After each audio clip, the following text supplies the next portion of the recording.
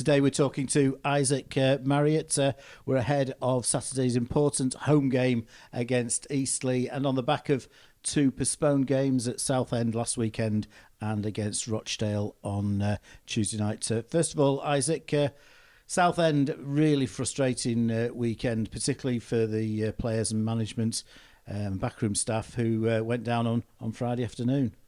Yeah, definitely. I mean, we prepared as well as we can for the game, like we always do. Travelled down on the Friday.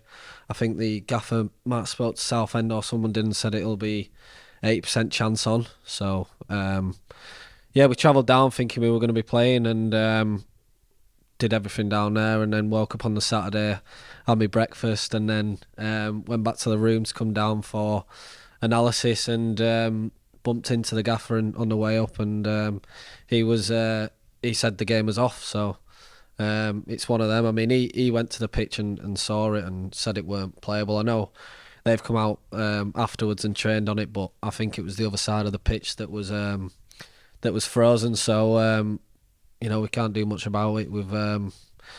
We've just got to be ready for when we go back down there and give them a good game. And as a club, we're particularly unhappy about this because clearly a decision should have been taken ahead of the team travelling on Friday afternoon. Yeah, definitely. I mean, more for me, the travelling, I know it's annoying, yeah, but you've got to think of the fans as well.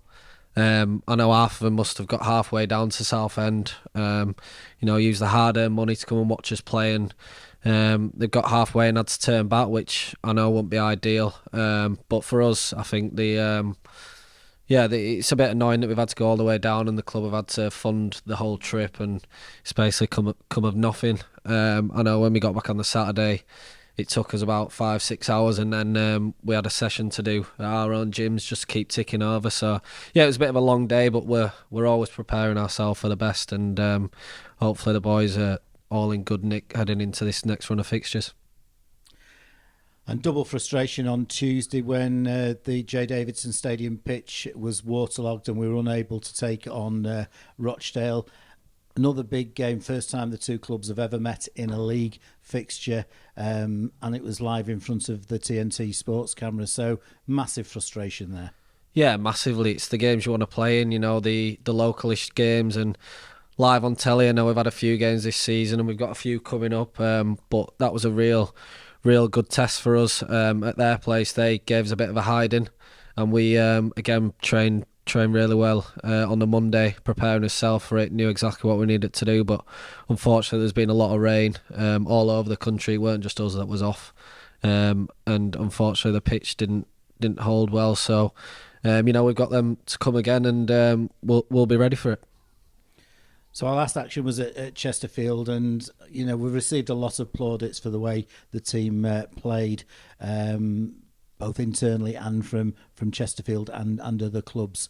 But it was an outstanding performance. Oh yeah, definitely. I mean, right the way through the team and the subs that come on. I remember being bitterly disappointed after that game, because I know as a team and what we've got in that dressing room, we can beat anyone on our day, and I really thought we showed up that day and really took it to Chesterfield, but a moment of magic at the end has killed us a little bit, and we've left with nothing, which was gutting. I really thought that we deserved something from that game, but we've looked back at it. We know even though we played really well, there's still so much we need to improve on, and we're building each day to get better and better, and hopefully when it's a tight game like that again, we'll come out on the right result. So it's Eastleigh now on Saturday, and looking back at the game down in Hampshire in November, it's a really good game. I thought both teams acquitted themselves very well. We were very unlucky not to get anything on that day, but Eastleigh definitely in the mix for the playoffs. Yeah, definitely. I mean, there's a bunch of after Chesterfield, there's a bunch of about 8, 9, 10 teams that can all get in with a shout at the playoffs, and when all I remember from being down there, we had a lot of the ball. I think Eastleigh are more of a counter-attacking team. They like to sit back, and they defended very well. I know we scored a penalty that day, but I don't think there was too many more chances we had. And they hit us with 2 very good counter-attacking goals. which is playing to their strengths, and they've got the league top goal scorer playing up front for them. So it's always going to be another tough test. But every game this league's tough. So we'll be ready once again. Training all week, so we're going to be going for the 3 points, and hopefully we could come out with all three. And they've got a really impressive front three. You mentioned McCallum, the top scorer, who scored the winning goal that day, but they're very, very strong up front. Yeah, they're so effective in the way they play. I mean, they were one game away from playing in the fourth round of the FA Cup against Man U. So that just shows you how good of a team they are. And the Maguire behind him as well. He's a very good player. So we've just got to be keeping on our toes, which we will be doing, and we'll be looking at areas that we can exploit them. But we are very aware of their strengths. So it'll be an interesting battle. And they're on the back of playing on Wednesday night, so that's good for us because they've got one day less to recover than the other teams, courtesy of Boreham Wood playing their home games on a Wednesday night this season. 2-0 up fairly early on, and it sounds a hell of a game. I know, yeah. What was it, 4-4 in the end? I remember checking the score. I think it was 3-2 to Boreham Wood, and then checked at the end it was 4-4. So, hopefully with that extra day, well, I'd say an extra day's rest for us. We haven't played for a good solid week and a bit now. So, yeah, we're raring to go. We'd wish the games would come thick and fast, but I'm sure they'll be ready for us, and I'm looking forward to the game. The pitch is clearly going to be difficult on Saturday. It's not the type of pitch we want to play on, but we've still been able to perform really well on it this season. Yeah, exactly. I mean, the gaffer's instilled it into us about the pitch and stuff. It's not going to be ideal, but we've played some of our best football on there. The pitch is, it's been heavy for a few months now, so we've been used to it, and we know what we're coming into. And there's no excuses for us not to play our normal game on there. I know it's been a bit heavier recently. I don't know what the pitch is looking like for this Saturday, but there'll be no excuses. We'll be going out there playing our normal game and looking to get another 3 points on the board. And whilst Eastleigh are an excellent side, they're a much stronger force at home than they are when they go on the travels. Yeah, it's always a tough place going down there. I mean, their pitch is pretty immaculate as well, and we played some of his best stuff, I thought, on there this season. So we're fully aware of the challenges that Eastleigh pose. So the way they scored 4 away on Wednesday night, they can score a lot of goals. So we've just got to be on our toes and prepare as best as we can, and hopefully we'll get the 3 points. And is there any hope that the fact that they could have been hosting Manchester United this weekend rather than travelling to Altrincham might just play on one or two players' minds? I know, yeah, what could have been, but I'm sure they've got it all out of their heads now, and they'll be focusing on trying to beat one of the playoff teams. That'll be a real mark of intent from them if they can get something at our place, which I'm sure they'll obviously try and do. And we've just got to play our normal game, and hopefully we'll come out on top.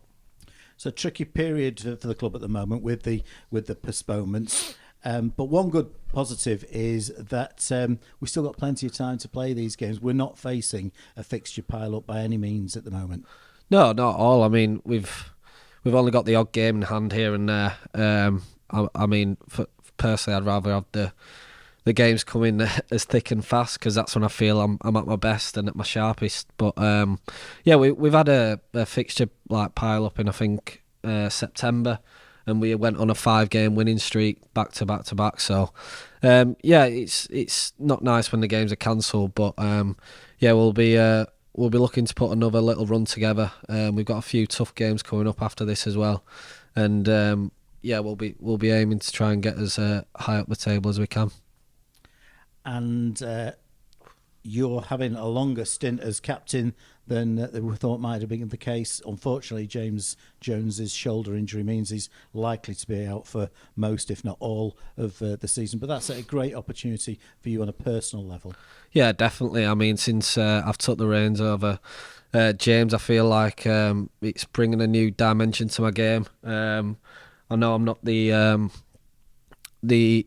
loudest on the pitch. I feel like with my game, I'm more leading by example, by putting in the tackle, sprinting around, getting people going, and I feel like the way that the gaffer's put his trust in me has raised my game again and given me the confidence I've got to try and kick on. And I feel like not just me but the whole team has really improved this season. The dressing room's so close together, and we've got performances that are 7, 8 out of 10 every week from most players, and that's why you're seeing where we are in the league. And hopefully now we've just got this real crunch time at the end of the season that we can push on and hopefully keep them levels of performances high, which I know we're all capable of doing in there. And we want to push all the way to the end and finish in those playoffs.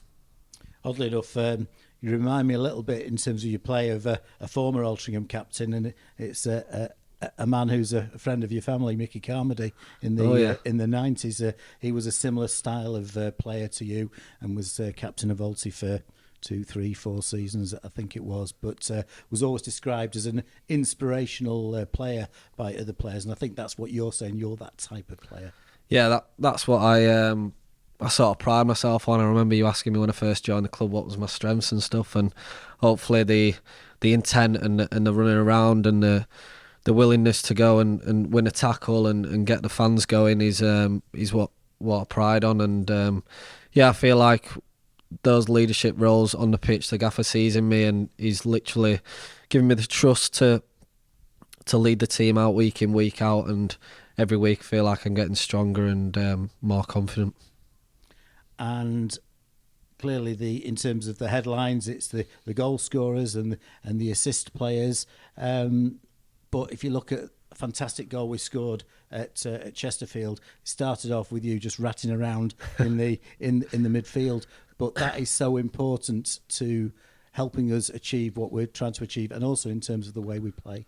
Yeah, definitely. I mean, I seen the pass coming from a mile off from the side, and it sort of bobbled into him, and I've left my slot and just gone, I can win this ball. And I feel like when it's just off the cuff like that, that's when I'm at my best and I can snuff out the danger. And then all I know is I've got to just get a little touch on it and play it into the front lads, and then I can sit back and just watch them do the thing. And with that goal, you can see the quality we've got in our front ranks. It's frightening. And Regan unselfishly played it to Chris, and that finish is a tough finish, by the way, because that was far out and he's made it look so easy. And it was a great team goal. And we've not had too much football at home in the last few weeks, but all that's going to change certainly in the next 5 or 6 weeks. Plenty of home games. Yeah, definitely. I mean, the fans this season have been incredible. We've been reaching up to 3,000, 4,000 fans, which is massive for us, and they're so loud every game, and it just spurs us on, gives us that extra 10% that we need to keep pushing and pushing. And there's never two moans and groans. It's always encouragement, and I feel like us as a team, they can see what we're bringing to them, and we're giving the enjoyment on a Saturday. There's plenty of goals involved in our games, especially at home, so they're getting their enjoyment, and they're backing us week in, week out, and we appreciate them a lot.